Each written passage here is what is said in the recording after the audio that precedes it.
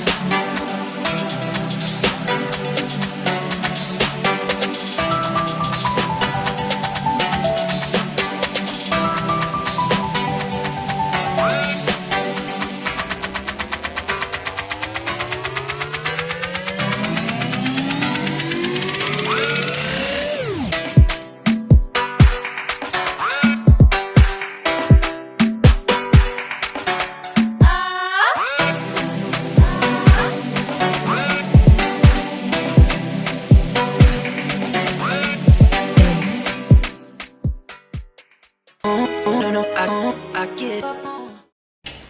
Welcome back. If you are just tuning in, this is the Before Smiles Talk Show. Today we have a lovely guest. She's one amazing young lady that is impacting and touching lives of the less privileged in society. She's in the person of Roissa Darko, the founder of Road Shelter Initiative. Welcome, Roissa. Thank you. Thank you so much. It's good to have you here. It is good to be here. How are you doing? Looking very pretty. Thank you. I try. You did a lot. Yeah. Okay, so let's go straight into the Great. discussion. Okay. How did the whole initiative come about?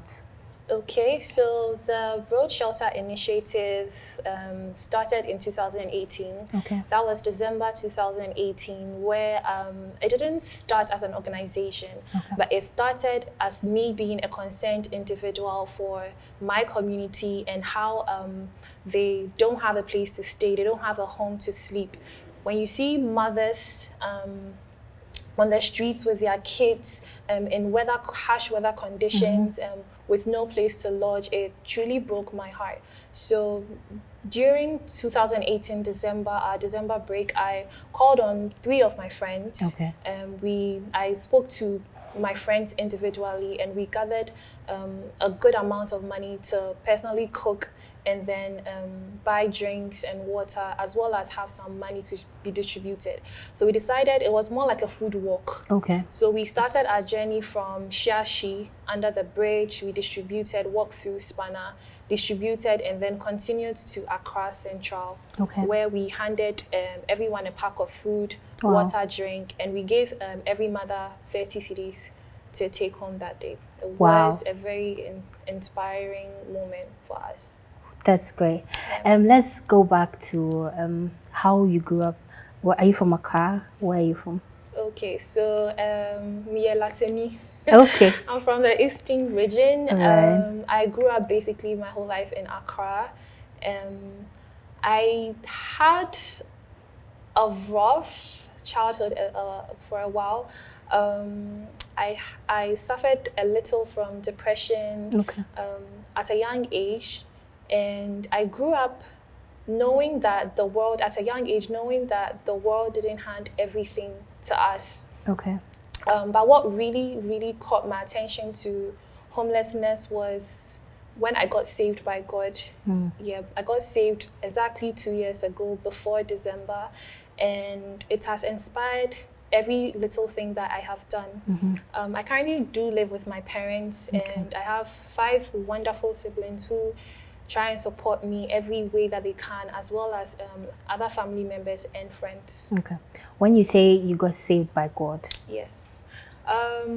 So God put it to me to make a decision to either go in the path I was already on, or to leave everything and to follow him. And it was a very difficult decision to make, leaving everything that you know, that you hold so close in your heart. So dear. To follow a path where you have no idea where it's going to lead you.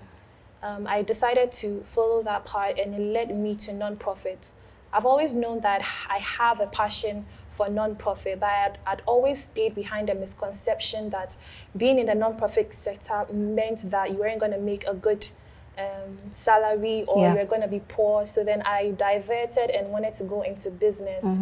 And when I tried to go back to school, that was when this whole event started. So so God did send me in the right direction, and now I am in a very good place with helping people. Wow, that's indeed, God really saved you. Yes, he did. He did. Okay, let's talk about the name of your organization. How did it come about? Okay, so like I said, I started as a concerned individual, and we picked the name Feed the Streets. That's how it came about. Okay. As time went by, more people got interested, more companies like Verna Water, African Regent Hotel, Accra Metropolitan Assembly, GH1 TV, they got interested. And when you're applying for funds, you're usually supposed to bring in business documentation. So it forced me to registering the company. I tried using Feed the Streets, that didn't go well. So I had to use the Road Shelter Initiative. And Road is an acronym for my name. Roissa Darko. Wow, that is beautiful. Yes, and the shelter represents providing shelter for homeless people, which is part of our long-term goal. And we want to make it an initiative because we want to believe that it's going to be a movement to inspire other young leaders to continue and to fight for homeless people on the streets. Okay, before we continue, let's acknowledge our sponsors. Our sponsors are Voltic Mineral Water and Bread Boutique. Thank you so much for supporting this good cause. If you love my hair, it's by NL Weeks, and you can contact them on 054 7274536, or check up on them on Instagram at NL Weeks. If you love my beautiful outfit, it's from Peltic Designs, and you can get them on 02658937759. And finally, my makeup is by MK Makeups and More on Instagram, and you can contact them on 02026873307. Back to you. So, what was your first project?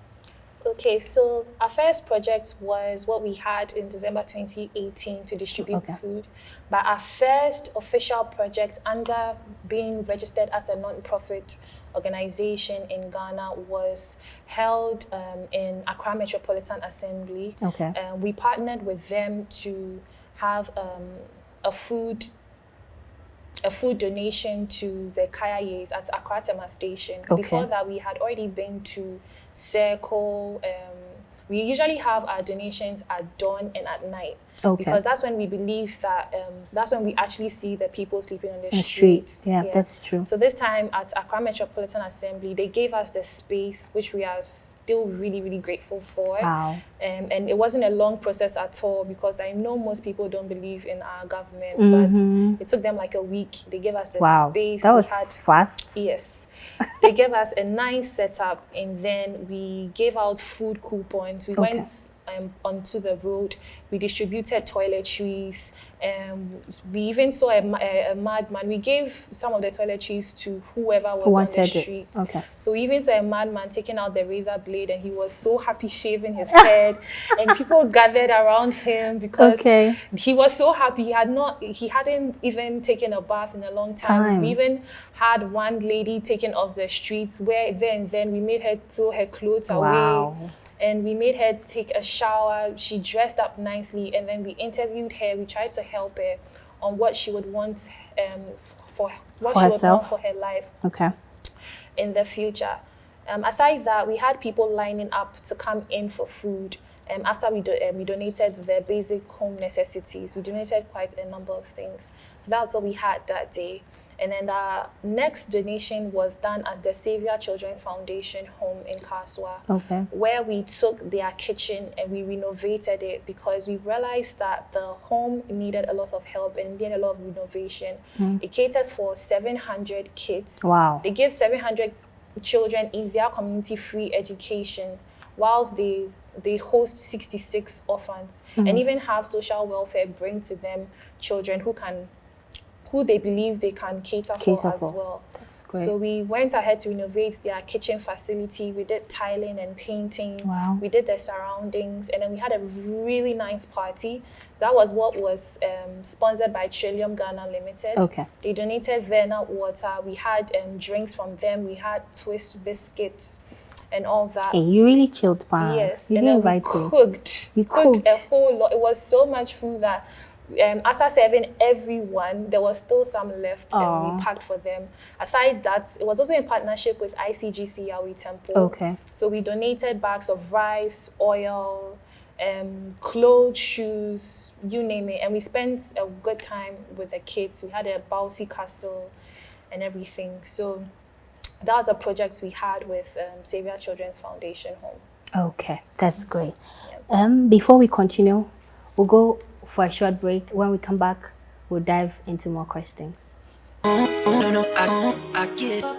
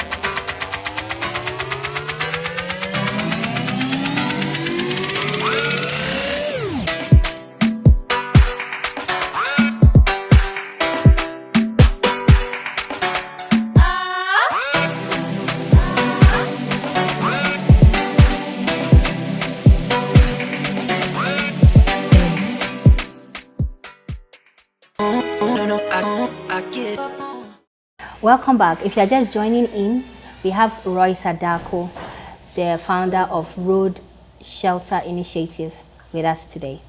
Okay, so I was saying that you're talking about projects you've done so far. So do you have any upcoming projects in the pipeline? Yes, so we have our next project at the Accra Psychiatric Hospital with the Hay Foundation, which is also a mental health foundation I co-found with Okay. two other wonderful ladies. Okay. So what we'll be doing is we want to paint their wards, Okay. and we are dedicating this to the youth between 18 and 35. Okay. And we want to go ahead and paint their walls with positive affirmative words. Okay. Because we are looking at patients who suffer from social mental illness, and these patients are also classified to have been homeless. Okay. So the hospital takes their time to go out there, scout for people who are homeless and suffer from these mental health illness, and bring them into the hospital, groom them, and then take care of them. So we will be painting mostly their youth ward and children ward, which comprises of both female and male, with positive affirmative words from some of our potential sponsors that we are looking at. Aside that, we also wanted to have like an event with them where we can talk to the patient, try and encourage them, to tell them that they are enough in whatever they do, and they shouldn't look down on themselves, because there are so many people suffering from disabilities who are using their disabilities as empowerment to inspire their community.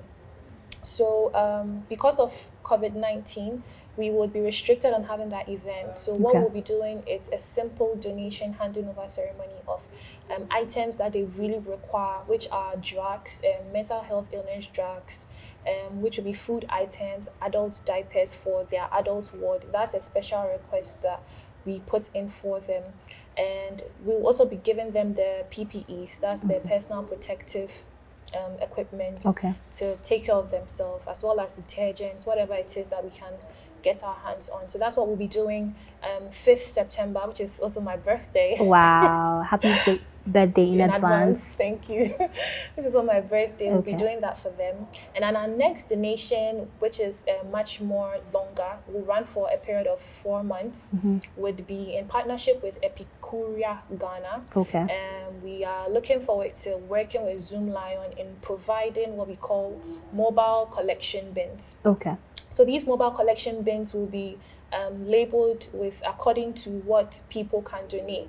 So then we'll put them at public sites like around malls, in other public areas where people driving by who have handouts to make can just drop it in the mobile collection bin. We'll gather all that resource at the end of the week. We'll target about 10 institutions and have a donation made to every week to one institution. So that'll be 4 weeks running for one institution. And at the end of every month, we will be able to also raise an amount of money and donate that to them, as well as food items and PPEs. We'll also make sure that we take the institutions through an educational talk on how to manage pandemics, not just for this one, so they can be well prepared for whatever situation or outbreak that can come up. So those are the 2 projects we are looking at currently. We are also working on other projects that revolves around shelter renovations and shelter capsules.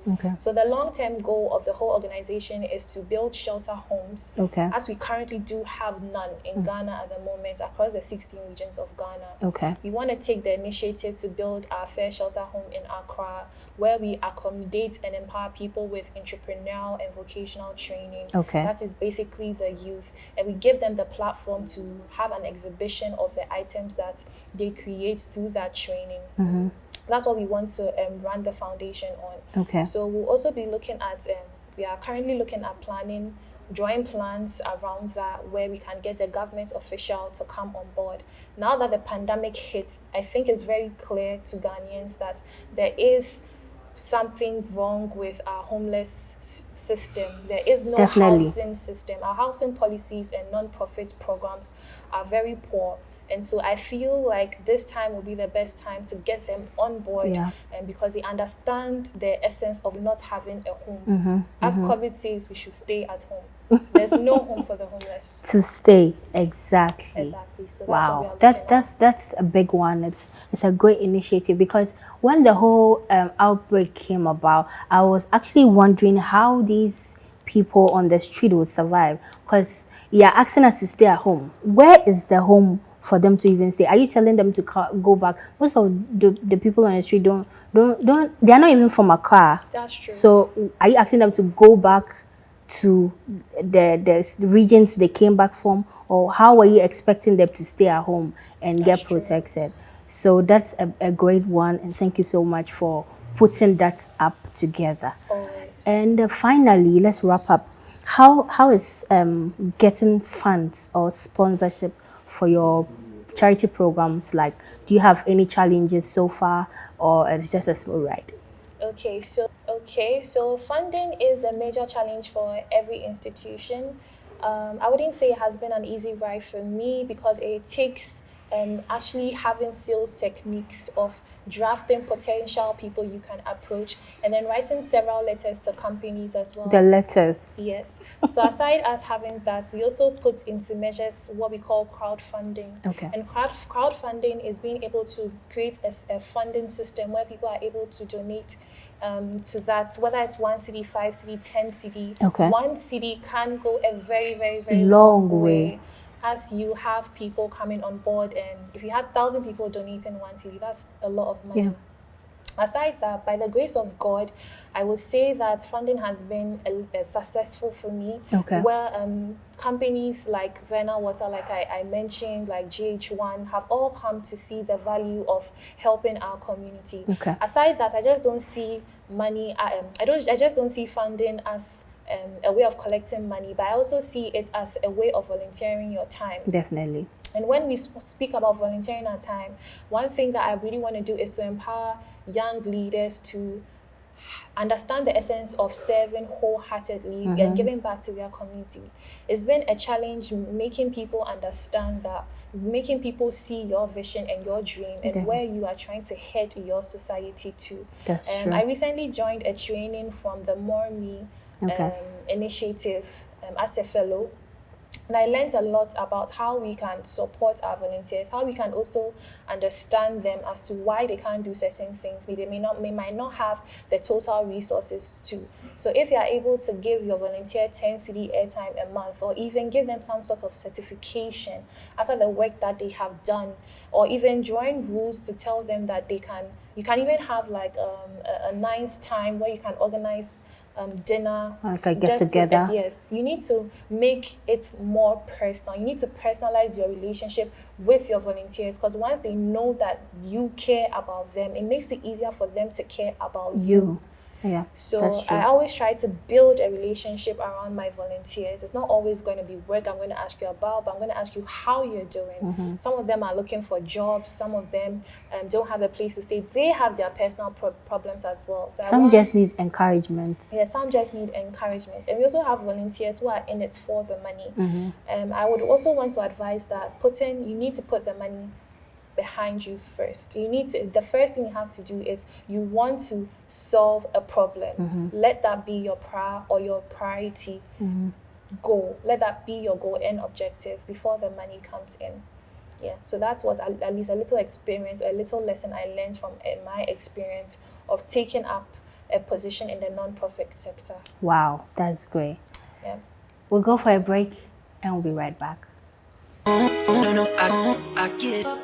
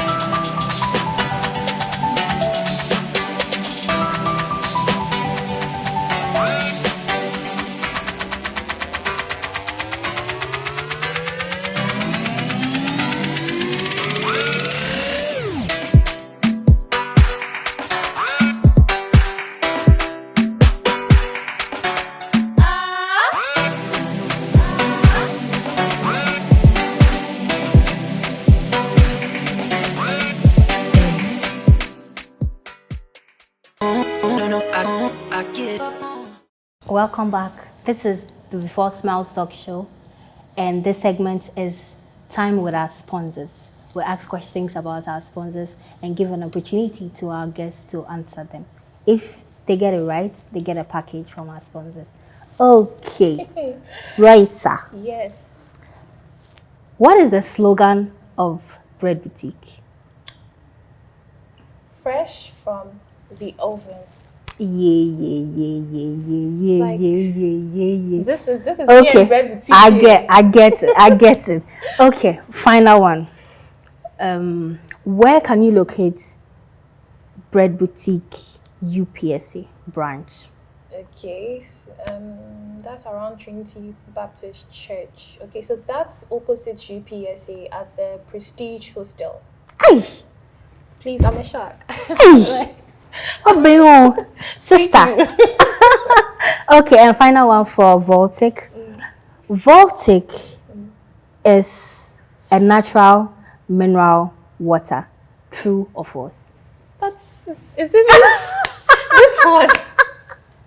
This is so Please true. answer me. This is true. Like, you don't have to go far on that. So, on behalf of our sponsors, Bread Boutique, we want to appreciate you for all that you do. Thank you so much. For the less privileged in society. Thank you so much. We want to say that we are solidly behind you and we are proud of you. Thank you so Thank much. you too. Thank you, William. And also from Voltic, thank you so much for being a part of this and answering correctly. Yes. You are a shark. Thank you. Okay. On that note, Right. we say that is the end of today's episode of Before Smiles Talk Show. This show is brought to you by Bread Boutique and Voltic Mineral Water. My name is Sibiri. If you love my hair, it's from NL's Week. You can find them on Instagram. My makeup is from MK Makeup and more. You can also find them on Instagram. And my lovely outfit is from Peltic Clothing. You can also find them on Instagram.